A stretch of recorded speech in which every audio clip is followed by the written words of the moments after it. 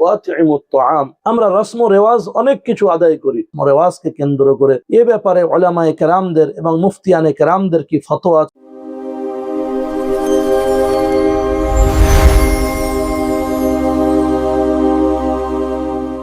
أما بعد فأعوذ بالله من الشيطان الرجيم بسم الله الرحمن الرحيم وقال النبي صلى الله تعالى عليه وسلم أفشوا السلام وأطعموا الطعام صلوا الأرحام صلوا بالليل والناس نيام إلى آخر الحديث أو كما قال رسول الله صلى الله عليه وسلم।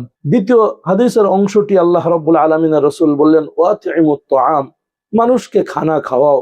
বিশেষ করে অভুক্ত অনাহারে যারা কালাতিপাত করে, জঠর জ্বালায়, পেটের ব্যথায়, যারা ক্ষুধার তাড়নায় ভুগতে থাকে, তাদেরকে পর্যাপ্ত খানা দেওয়া, তাদেরকে খাদ্য খোরাক পৌঁছানো, তাদেরকে আমন্ত্রণ জানানো, তাদের বিভিন্ন ভোজনে তাদের শরীক করিয়ে নেওয়া, অংশগ্রহণ করিয়ে নেওয়া, এটা একটা বিরাট বড় সওয়াব এবং নেকির কাজ। আমরা এই গুরুত্বপূর্ণ নেকি থেকে আজকের দূরে সরে যাচ্ছি। আমরা রসম রেওয়াজ অনেক কিছু আদায় করি, বিশেষ করে মৃত ব্যক্তির আত্মার কল্যাণ কামনা করে তার মৃত্যুর চতুর্থ দিনে চাহরমা, তার মৃত্যুর 41 দিনে 41 ইত্যাদিকে কেন্দ্র করে অনেক মানুষকে খাওয়া দাওয়ানোর আইটেম করি। মধ্যাহ্ন ভোজনে কিংবা নৈশ ভোজনে অনেক মানুষকে আমন্ত্রণ জানাই। আত্মীয় স্বজন আসে, যারা ধনাঢ্য ধনকুবের, আমাদের পার্শ্ববর্তী প্রতিবাসে বসবাসকারী প্রতিবেশীও অনেক এসে হাজির হন, যারা অত্যন্ত অর্থের মালিক, অগাধ অর্থের মালিক যারা, তো তারাও এসে সমস্ত খানাগুলো খান। যাই হোক, এ ব্যাপারে উলামায়ে কেরামদের এবং মুফতিয়ানে কেরামদের কি ফতোয়া আছে রসম রেওয়াজকে কেন্দ্র করে, সেগুলো থেকে আমরা পরহেজ করব, বেঁচে থাকব। সঠিক মাসআলাগুলো আমরা জানব এবং আমল করব। নিজের প্র্যাকটিক্যাল লাইফে, বাস্তবতার জীবনে কোরআন হাদিসকে, কোরআন সুন্নাহকে আমরা আমলে পরিণত করব। তাহলে আমাদের রব, আমাদের খালিক, আমাদের মালিক, আমাদের প্রাণহন্তা সৃজনকর্তা হারদাতা রব্বুল আলামিন খুশি হবেন, আমাদের প্রতি রাজি হবেন, আমরা তার নৈকট্য লাভে ধন্য হব, আমরা তার সান্নিধ্য অর্জনে সার্থক হব।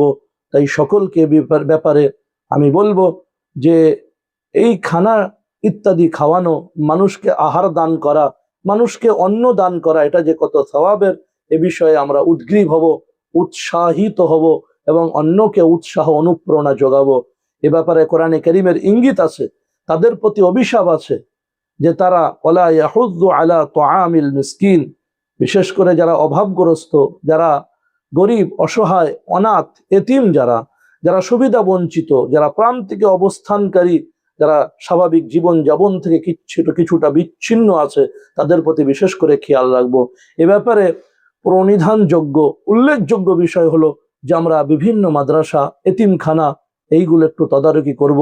আমাদের আশেপাশে যে সমস্ত মাদ্রাসাগুলো আছে, সে সমস্ত মাদ্রাসার স্টুডেন্টস যারা, তালেবে ইলম যারা, কোরআন হাদিসের শিক্ষা অন্বেষণকারী যারা, তাদের অভাব অভিযোগকে একটু বুঝবো, তাদের কাছে যাব, তাদের পাশে থাকবো, তাদের দিকে একটু লক্ষ্য রাখবো। আল্লাহ তৌফিক দান করুন, আমিন। ওয়া আখিরু দাওয়ানা আনিল হামদুলিল্লাহি রাব্বিল আলামিন। আসসালামু আলাইকুম ওয়া রাহমাতুল্লাহি ওয়া বারাকাতুহু।